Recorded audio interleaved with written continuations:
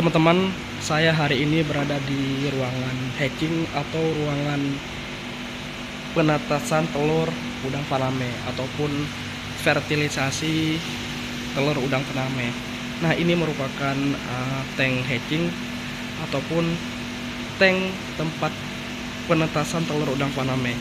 Kapasitas di sini 800 liter atau 0,8 ton. Nah, sebelum telur dipindahkan ke hatching, terlebih dahulu di spawning. Nah, setelah spawning baru dipindahkan ke hatching untuk penetasan atau fertilisasi.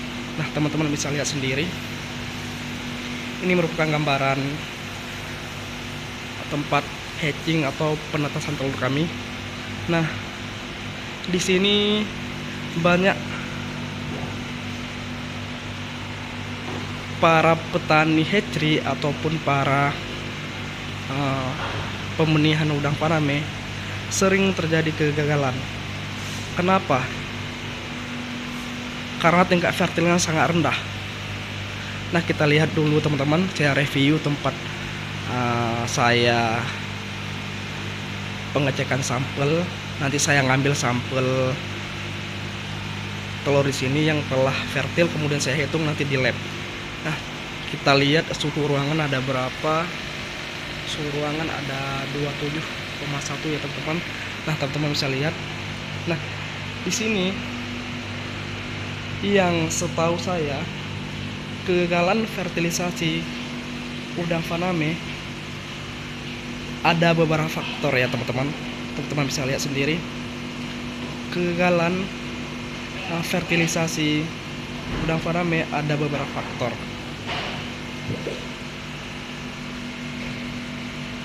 Salah satunya dari faktor induk, kemudian faktor sperma, dan juga faktor lingkungan.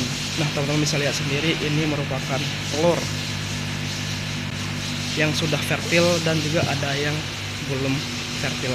Nanti teman-teman kalau mau lihat telur yang fertil yang mana dan telur yang tidak fertil yang mana, nanti kita lihat di lab menggunakan mikroskop. Nah, sekarang saya mau jelaskan sedikit tentang faktor telur yang gagal fertilisasi. Disebabkan kenapa? Nah, tadi saya sudah menyebutkan yang pertama faktor telur yang tidak fertil karena dari segi induk, sperma, lingkungan, dan ditambah lagi manajemen hatchery ataupun orang yang memperlakukan pemijahan dan juga lingkungan ya teman-teman.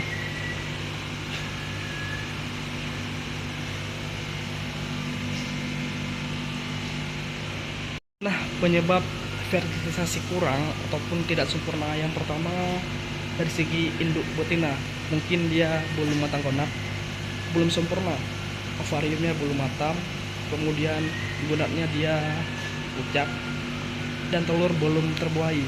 Kemudian kita lihat dari segi umur induk udang faname ya teman-teman, baik jantan maupun betina, dia harus sempurna dari segi ciri-ciri induk memasuki matang konak. Kemudian dari faktor lainnya dari segi sperma induk jantan. Nah, dia sperma induk jantan harus benar-benar tebal.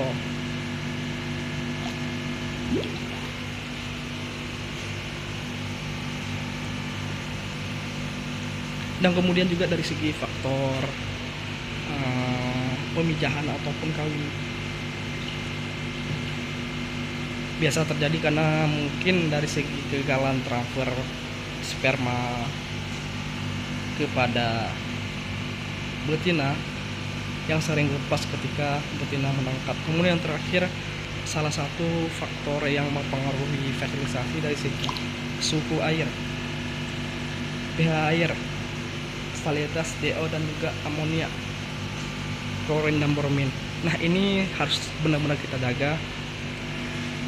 Jadi teman-teman, jika teman-teman di hatchery pemijahan udang Faname, teman-teman sering menemukan kegagalan dari segi fertil. Nah, ini solusinya teman-teman. Nah, teman-teman juga harus menjaga dari segi faktor induk, kemudian faktor sperma jantan, kemudian cara teman-teman memperlakukan proses perkawinan. Nah, kemudian terakhir ada kualitas air, karena kualitas air sangat tergantung dan juga kualitas air sangat diperlukan. Teman-teman harus rutin menjaga. Nah, di sini nantinya saya akan mengecek di hatching ini. Nantinya saya akan mengecek jumlah telur dan juga jumlah total telur dan kemudian jumlah total telur yang fertil. Nah, di hatching ini saya ngambil 5 titik. 1 2 3 4 5 10 mili 10 mili 10 mili 10 mili 10 mili. Kemudian saya hitung.